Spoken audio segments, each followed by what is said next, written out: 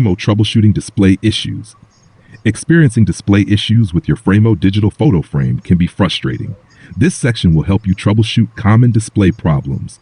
Follow these steps to resolve blank screen and low resolution issues. Blank screen. If your Frameo screen is blank, try these steps. 1. Check the power connection. Ensure the frame is plugged in. 2. Restart the device.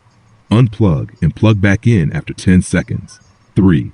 Adjust the brightness. Go to settings and increase the brightness level. 4. Inspect the display cable. Ensure it is securely connected. If these steps don't work, contact Frameo support for further assistance.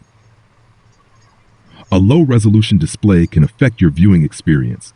Follow these steps to improve the resolution. 1. Check the photo quality. Use high-resolution photos. 2. Update Frameo software. Go to settings and check for updates. 3. Adjust photo settings. Ensure photos are set to display at full resolution. 4. Reset the frame. Go to settings and select the reset option. Higher resolution photos will enhance your viewing experience. Let me know if you want this optimized further for SEO or formatted for a blog or manual.